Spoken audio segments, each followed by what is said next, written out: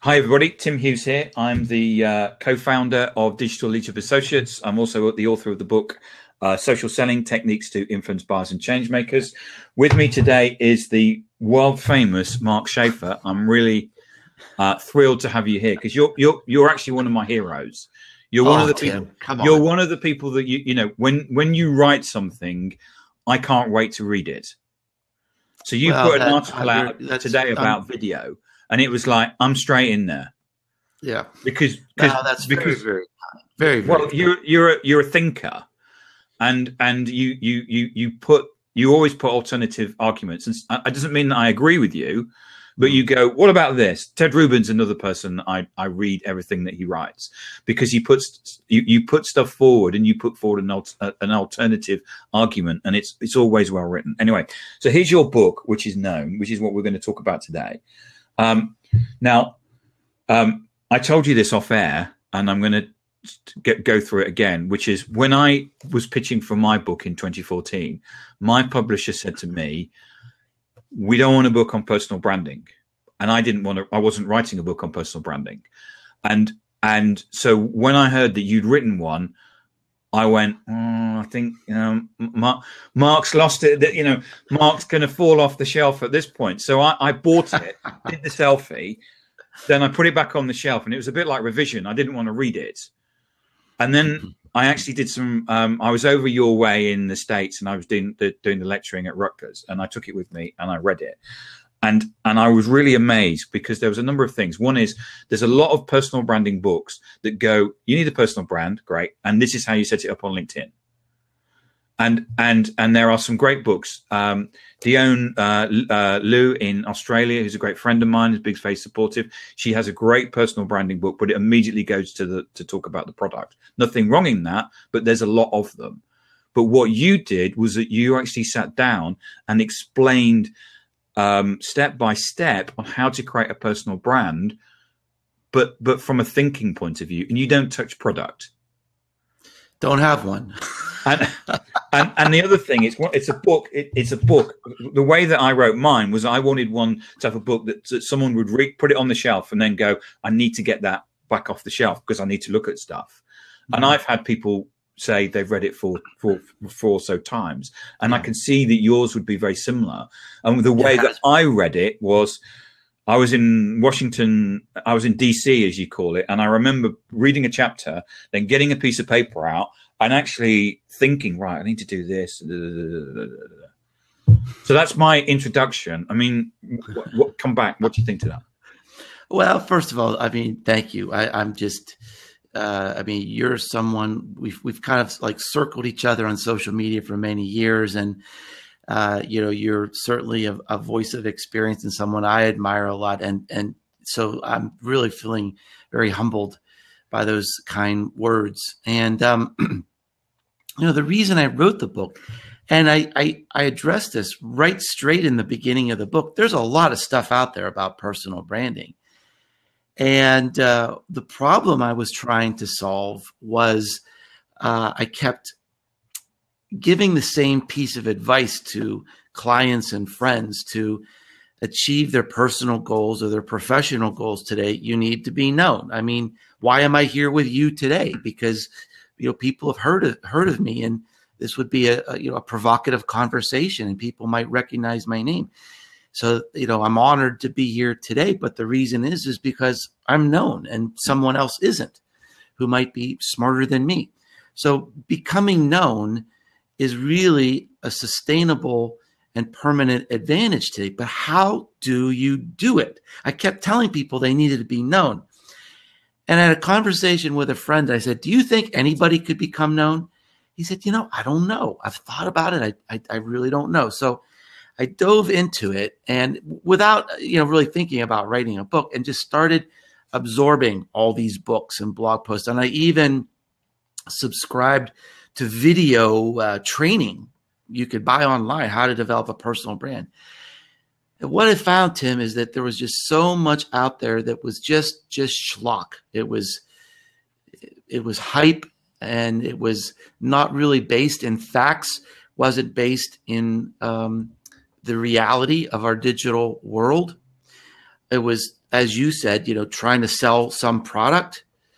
And it was so disappointing. And I couldn't find the answer to my question. So that began the deep dive, going down into the rabbit hole to find out, and how do people become known? Not YouTube famous, but I mean, is there a process? And really, to my shock and really delight, when I started interviewing people, I went out to all my friends. I said, I want to know people who are known in their field, but not marketing.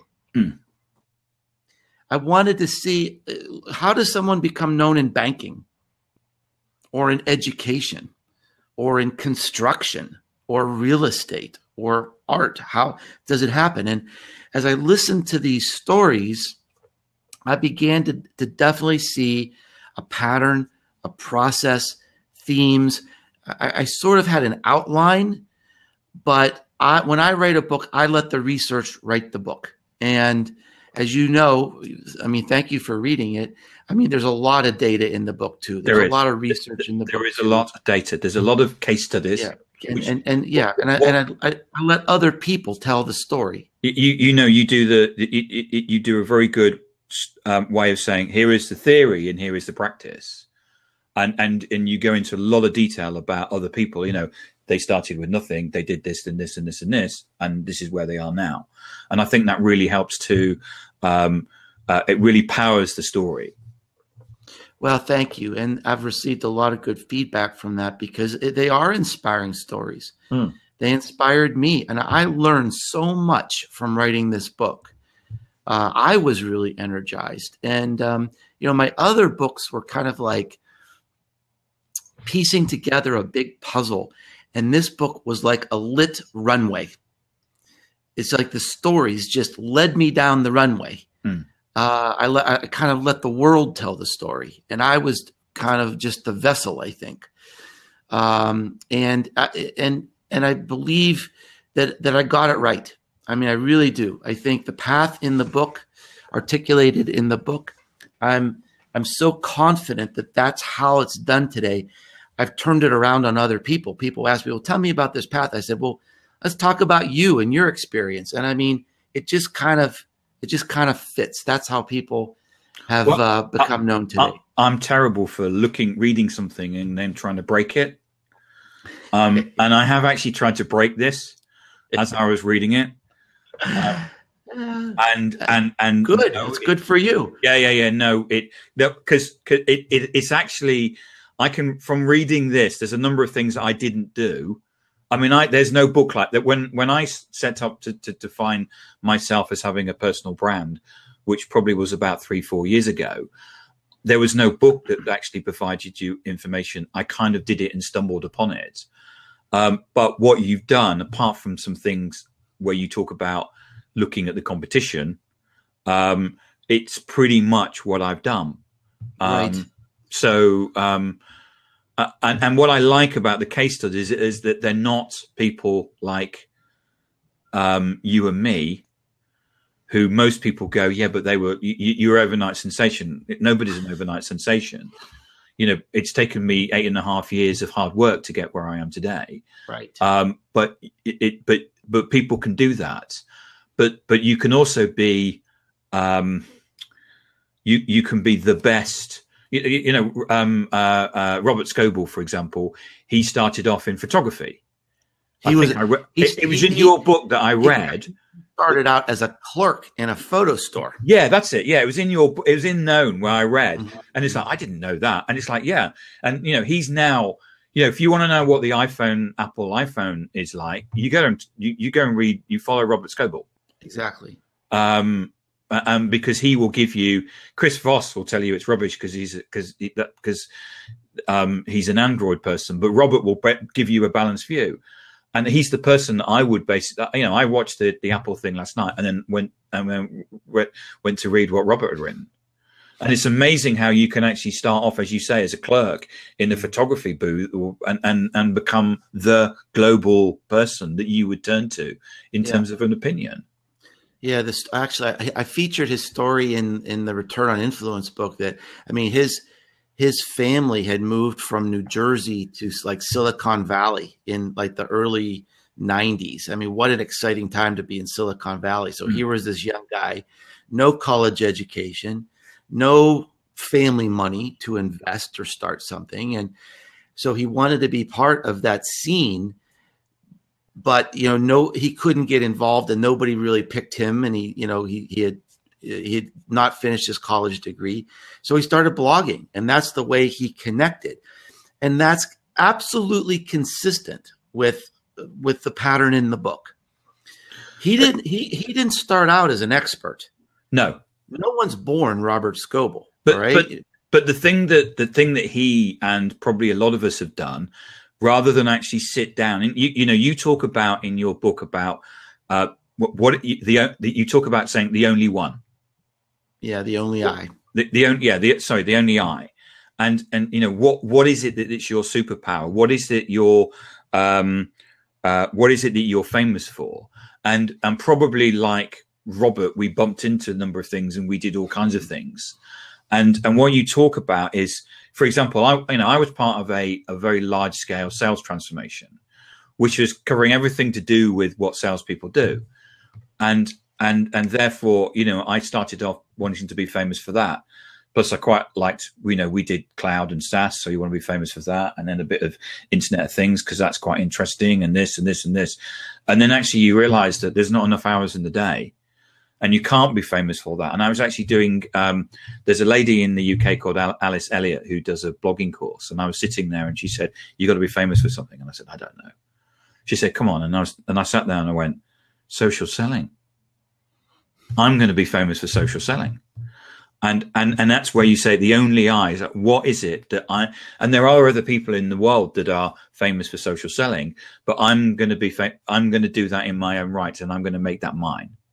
And so let's pull out a couple really cool lessons from your story. Is that, whenever your first premise to be famous for SaaS and all this stuff, it didn't work out exactly right. Okay. But you took a shot, and so you kind of got feedback from the world that said, well, okay. And then because of your experiences and knowing a little bit about what worked and what didn't work and what was maybe too big to take on, you hit on the social selling idea. And even though there were other people doing it in other ways, you were going to do it your way. So it wasn't completely defined. You started, you iterated, you learned, you grew. And that is the process really of the book. It's almost more important to start and stick at it than being an authority. Like I said, Robert Scoble wasn't an authority. No. When I started blogging in 2009, I didn't know anything about blogging, but in 2014, I wrote a book about blogging. And because I learned a lot. Well, I was told at school, never do anything where you have to write the written word. And here I am sitting here, a best-selling author. Yeah. There you go. So it's one of those things. But there again, that's not an overnight success. It's just that it became, I decided that was what I needed to do. And I've overcome some of the things or some of the barriers, which is kind of the journey that I've been on. See, and isn't that another very interesting lesson? And this is one of the things I learned, Tim, is that I kept hearing over and over again this word persistence and resilience and consistency. And when I interviewed almost 100 people for this book, and the last question I asked them was, if you could give a person reading the book one piece of advice, what would it be? And almost every person used a form of that word, consistency. Yeah, I remember reading that in your books. It's almost, honestly, I think it's almost more important than having the big idea or being smart. It's just being reliable, becoming a habit to people, becoming part of the fabric of their lives is more important maybe than, being born an expert or something like that. Yeah, I laugh with my co-founder Adam, because he always says, he wrote in the blog that Tim Hughes isn't the cleverest person in the world, but what he has got is a consistency in a programmatic way to work on social media. And I think it's that consistency or being programmatic, Right. and to say, Right. you know, what I decided to do was that I would get the best social selling articles before everybody else. Mm-hmm. Mm-hmm. So you don't need to search for them. You come to me and you follow me. Right. Right. Well, I mean, I think that's really powerful, and a lot of your power isn't even coming from original content; it's coming from curated content. Yes. So, and that's mentioned in the book as certainly a viable option as well. So, I mean, you're a great case study. Yeah. So I got 30,000 followers just by retweeting other people's stuff, Mm-hmm. or finding other articles. But it was then at that point where, you know, I'm bobbing along at 30,000 followers and I'm not getting the trajectory that I realized I needed to write myself. And it was at that point that when I started writing myself, and you talk about how you actually write. And I was in a similar sort of way, where I know we train salespeople to write blogs, and everyone says, "Oh no, salespeople don't write blogs." Yeah, but we write every day. And I remember sitting there. I was writing an email to a VP on how to create Twitter lists, and I'm sitting there writing it, and then I went, "That's a blog." Right. And at that point, I got it. Yeah. Right. And that is the key to power and influence, and having the opportunity for really vast exposure, is creating your own original content. You're, you know, sharing, having the courage to share your own ideas with the world. Yeah. And one of the things you talk about also, and you go into quite a lot of detail about, you know, how you can analyze the areas that you should be working in. So you talk about, you know, building up a matrix and looking at the competition. I didn't do that. But I just went by my gut reaction, which is, I think I'm better than that person. And you know, and I've always played on my Britishness because that's, you know, my accent and sometimes my mannerisms, and sometimes is different from the US. See, I love that. That's a strength as well. It is. It's another great lesson, because one of the points I made in my book is to not really overthink this, because maybe your point of differentiation is you. I mean, you have no competition. Even if you're a young person, you have experiences, you have a history, you have a perspective that nobody else has. To stand out today, you have to be original, and to be original, you have no other choice really, but to add your story, to add your personality. And that's what worked for you. That's what works for me. I mean, I haven't really, you know, I'm not the Facebook ads guy. I'm not you know, I wrote a book on Twitter, but, you know, I'm not the Twitter guy. I'm not the social selling guy, but, you know, I'm the person that people rely on and trust for a certain perspective, and maybe a certain courage to say what needs to be said sometimes. I mean, what makes me successful is I write what people are thinking. I think you are, yeah. Every blog post, someone says, "How do you know I was just thinking that?" Or "We were just talking about that at work." But I'm the only one that seems to be actually writing it down. So maybe that's my only eye. and it's also having the courage, because you'll always have somebody that will come back and say that's rubbish. Yeah. And what we try and talk to salespeople about is actually when that person comes back and says, "I think that's rubbish," you can go back to them and say, "Yeah, but now we're having a conversation." I got you. Well done. Yeah. So you also talk about the content piece and writing your own content, and how to brainstorm, because I think even if you're an individual, you should have some sort of level of understanding about getting organized and having an element of content calendar. And what I try and do is we're helping a husband and wife team, a consultancy, and what we're going to do is that the husband says, "Oh, I never have time to write anything." So what we're going to do is we're going to build them a content calendar, and his wife's going to say, "So have you written that blog this week?" Yeah. Good. And Well, he'll go, that's the well, consistent. you ain't going to get any dinner then, are you? Yeah, I mean, that's the consistency thing, isn't it? Yeah.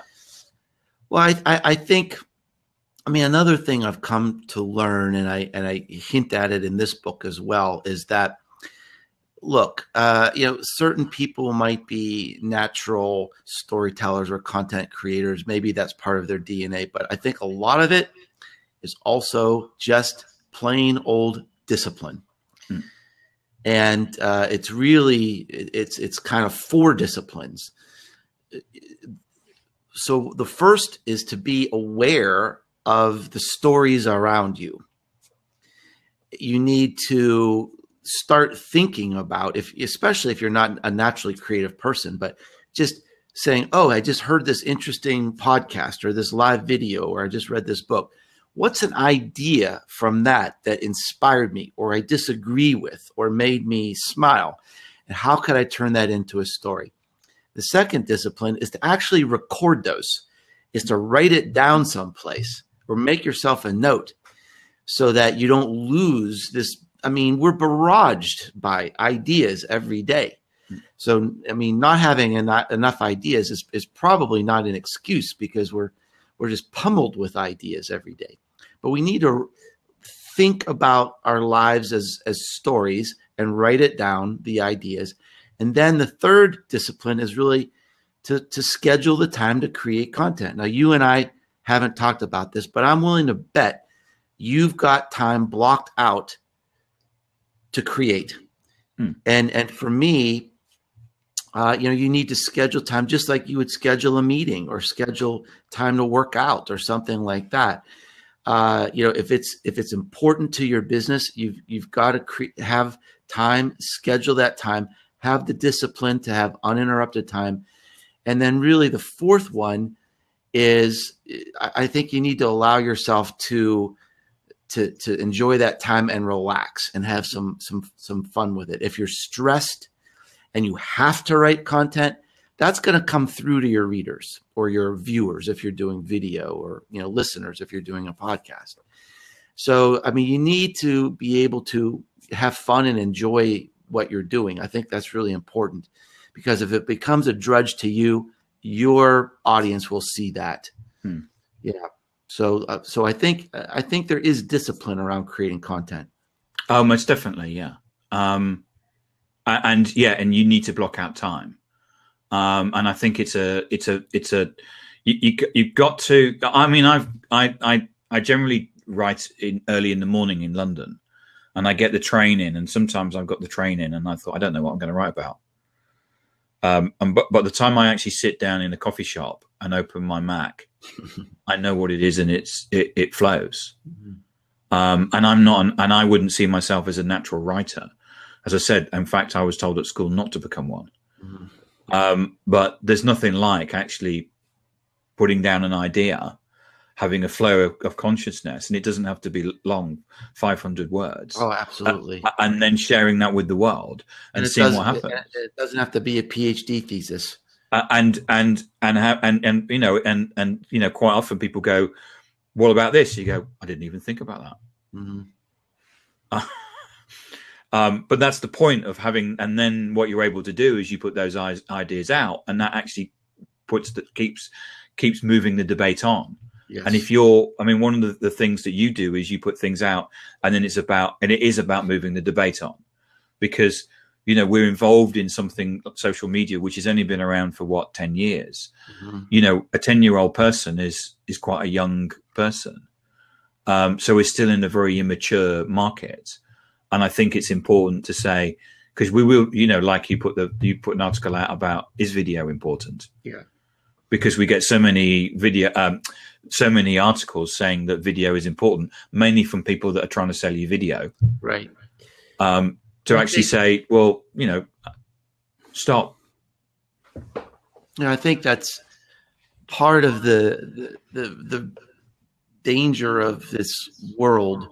I come from a corporate environment. I spent 27 years working with Fortune 100 companies and big brands. I got a great experience and had super bosses and opportunities my whole career. And sometimes when you look at the social media universe, it's almost like an alternate world. Yes.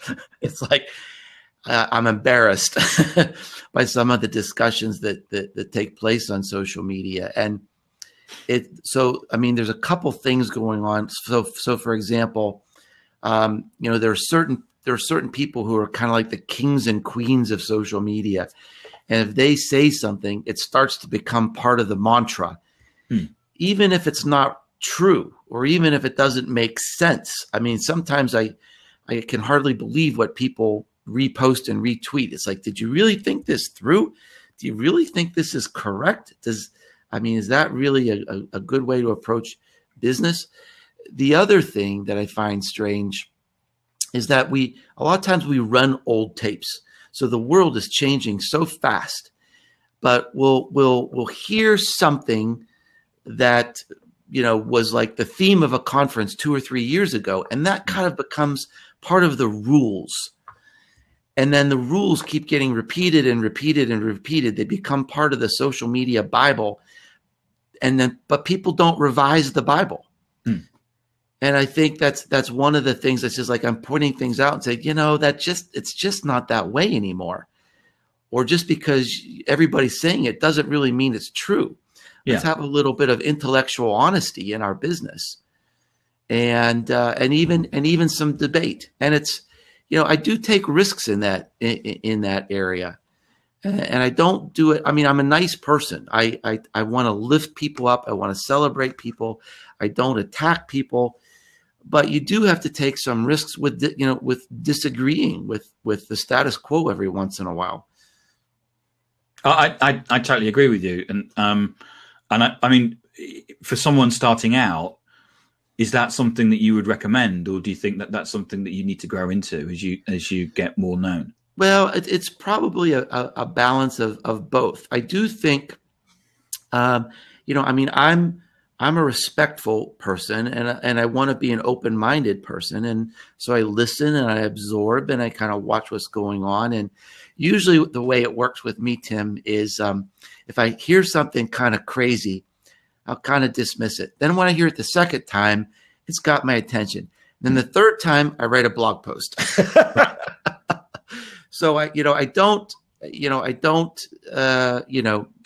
just shoot off guns into the air like the Wild West. The other thing, however, is I think a lot of people coming into the field today, I think it's cool to have a fresh perspective. Yes. I mean, I think I had a fresh perspective. When I started blogging, I was the only social media blogger out there that had worked for a Fortune 500 company for almost 30 years. A lot of the social media bloggers at that time had come from an agency. They came from customer service. They were freelancers, but I kind of had a deep perspective of how business works. And I was able to connect the dots in an unusual way. But I didn't do it at first. I mean, I kind of sat back for 9 months or almost a year. I just kind of watched and said, it's just like, and it just kind of got to the point where it's like, this just does not make sense. And back when I was starting, Tim, one of the mantras was, it's not about your business. It's not about your customers. It's only about connections and conversations. And I'm thinking that would never fly in a company. Yeah. It is about the company. It is about the customers. It is about the money, or you're not going to last. Absolutely. It was very, very fluffy. I spoke at a conference yesterday, and at the end, someone asked me a question. They said, "Can you tell me what metrics you use?"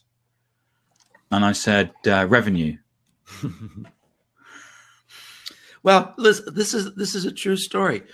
One of the top social media bloggers still around today. I mean, this is one of the blog posts that just set me off. He wrote a blog post and said, you shouldn't measure social media. You can't measure social media. You're stupid if you try to measure social media. So just stop it. And I just thought, oh my gosh, I cannot believe. And my biggest fear is in my heart. I'm really a teacher. I care about. I'm in a good place in my life where, I mean, I had lots of great teachers and mentors, and now I'm at a place where I can send the elevator back down. And nothing makes me angrier than these gurus pontificating because they're evangelists, because they're trying to sell a certain product or a certain way of thinking because it benefits them. And people are looking up to them and they're thinking, oh, this is the way. And it's just, you know, I just want to add another perspective. I want to add some intellectual honesty to the conversation. And like you said, I mean, you may not agree with me all the time, but at least we're having the conversation. Yes. Yeah, absolutely. Mark, it's been fantastic talking to you. Thank you so much. 30 minutes whizzed by. Just remember, that's your book, Mark. Known is an excellent book. I really recommend it. Thank you I loved so it. much. Mark, remind people where they can get hold of you. Where's your Twitter? And you are pretty prevalent on social media. Yeah. Well, it's hard for people to remember how to spell Schaefer because there's so many different ways to spell it. But most people can remember Businesses Grow. That's my website, businessesgrow.com. You can find my social media accounts, my blog, my podcast, my books, and pretty much anything you want to know about me. Tim, thank you so much. And thank you, Mark. And also, thank you so much for taking the time to really read my book and prepare such great questions. I appreciate that so very much. Thank you. You're welcome, Mark. It deserves it. Thank you so much. Have a good day. Thanks, too. Mark. Cheers.